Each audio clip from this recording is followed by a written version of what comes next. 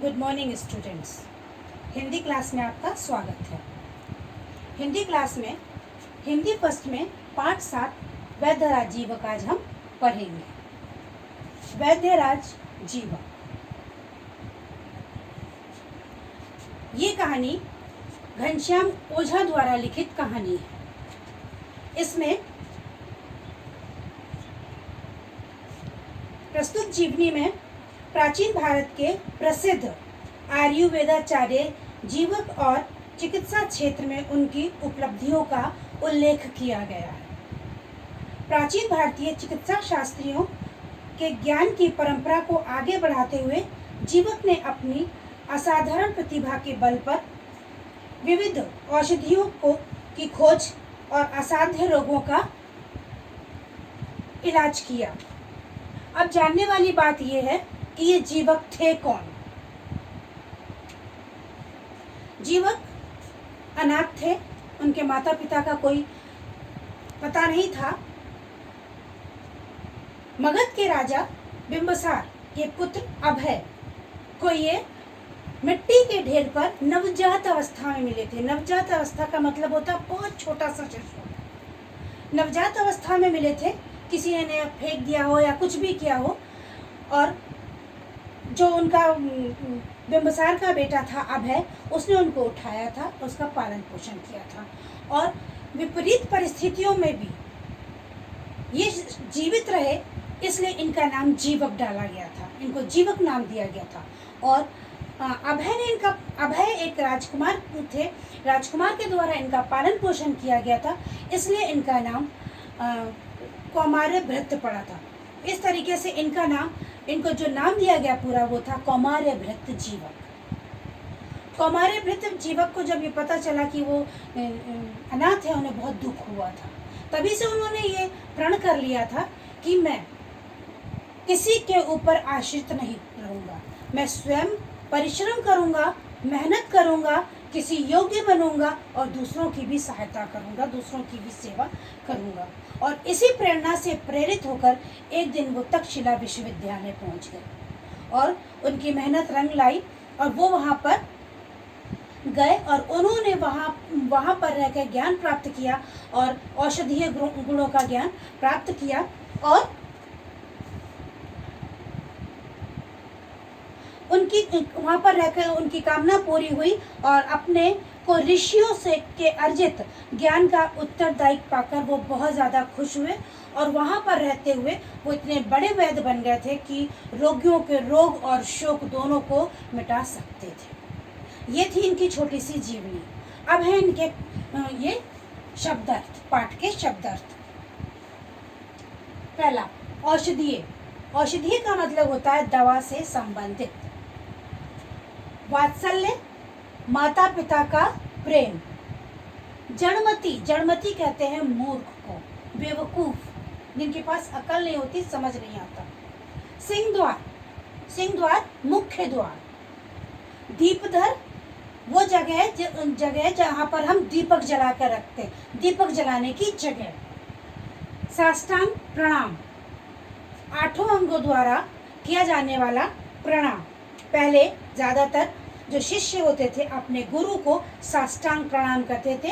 वो बिल्कुल ज़मीन पर सीधे लेट जाते थे और उनके चरणों को छू के पूरा उनकी जो बॉडी होती थी वो ज़मीन पर टच करती थी। इस तरीके से वो अपने गुरु को प्रणाम किया करते थे। इसको कहते थे साष्टांग प्रणाम। उत्तरीय यानी ऊपर का वस्त्र या गमछा है या दुपट्टा, इसको कहते हैं उत्तरीय, ऊपर का वस्त्र। शल्य क्रिया, जो ये चीर के काट के चीर फाड़ द्वारा जो इलाज किया जाता है। और राजप्रसाद, राजमहल, राजा का महल। अब आपके हैं क्वेश्चन आंसर। सबसे पहले क्वेश्चन है आपका,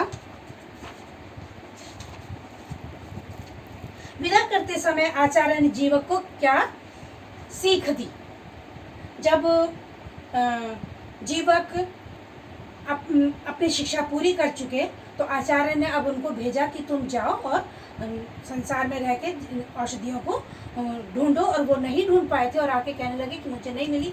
तब उनको उनके जो आचार्य थे उन्होंने सीख दी थी कि जीवक संसार में कोई भी ऐसी वनस्पति नहीं है जिसमें औषधीय गुण ना हो। यानी संसार में कोई जितनी भी वनस्पति पाई जाती है सब में कोई ना कोई औषधीय गुण होता है। नेक्स्ट है, सेठ की शल्य क्रिया करने से पहले जीवक ने क्या शर्त रखी। एक सेठ उनके पास इलाज के लिए आए थे, तो उनकी शल्य क्रिया होनी थी, यानी कि चीरफाड़ होना था, ऑपरेशन होना था। तब जीवक ने उनके सामने ये शर्त रखी थी कि आपको इस 21 महीने तक पलंग पर लेटना पड़ेगा, 7 माह दाएं, 7 माह बाएं और 7 माह सीधे। ये उन्होंने शर्त रखी थी। नेक्स्ट है, जीवक भगवान बुद्ध के साथ रहना चाहते हुए भी उनके साथ क्यों ना रह सके। तो जीवक भगवान बुद्ध के साथ रहना चाहते थे, लेकिन उन्हें संसार में रहकर लोगों के रोगों को दूर करना था, रोगों की सेवा करनी थी, इस कारण वो भगवान बुद्ध के साथ नहीं रह सके। नेक्स्ट है, जीवक ने मगध के सम्राट बिम्बिसार का इलाज कैसे किया। यानी कि उन चुटकी बजाती एकदम उन्होंने उनकी परेशानी को समझ लिया और एकदम पटाख से उनका इलाज कर दिया। यानी कि चुटकी बजाते ही उन्होंने उनका इलाज कर दिया, मिनटों में कर दिया। लास्ट है, जीवक को ऐसा क्यों लगा कि भगवान बुद्ध के कृपा पात्र बन चुके हैं। उनको ऐसा इसलिए लगा, एक बार भगवान बुद्ध के पैरों में चोट लग गई, उनके पैर से खून निकल रहा था। जीवक ने उनके पैर में दवाई लगाई, आयुर्वेद की दवाई लगाई और पट्टी बांध दी और समय पर उसको खुलना था, लेकिन किसी काम के द्वारा जीवक को बाहर जाना पड़ा। अब जीवक जब बाहर चले गए, उनको याद आया कि भगवान बुद्ध की पट्टी उनको खोलनी है और वो पट्टी नहीं खुलेगी तो भगवान बुद्ध को बहुत ही ज़्यादा कष्ट हो रहा होगा, और ये सोच के वो पूरी तरीके से परेशान थे। और जब वो दूसरे दिन लौटे और एकदम जल्दी से भगवान बुद्ध के पास पहुँचे और उनसे कहने लगे कि जब उनको बताया और जाके देखा तो देखा उनकी पट्टी खुली हुई थी। भगवान बुद्ध उनकी मनोदशा को समझ गए थे और उनसे कहा कि जीवक, जब तुम अपने मन में परेशान हो रहे थे मेरी पट्टी खोलने के लिए, उसी टाइम मैंने अपने पैर की पट्टी खोल दी थी। तब उनको ऐसा महसूस हुआ कि भगवान बुद्ध के हृदय की जो सोच है और मेरी जो सोच है वो एक दूसरे से कितनी मिलती है, एक दूसरे को कैच करती है, एकदम एक सी है। इसलिए उन्हें ऐसा लगा कि भगवान, मेरा हृदय और भगवान बुद्ध का हृदय एक दूसरे से मिलता है, इसलिए मैं उनका कृपा पात्र बन चुका हूँ। ये थे आपके क्वेश्चन आंसर, ये हम आपको रिटन में देंगे। ये सब हम आपको रिटन में देंगे, आपको कॉपी में करना है, वर्क कंप्लीट करना है, फटाफट काम पूरा करिए और फ्राइडे तक, ध्यान से सुनिए, फ्राइडे तक कॉपियाँ स्कूल में पहुँचाइए ताकि कॉपियाँ चेक हो सके। हम लोग जाएंगे और आपकी कॉपियाँ चेक करेंगे। ठीक है, समझ में आ गया? ओके, आज के पार्ट में इतना ही था। बाय।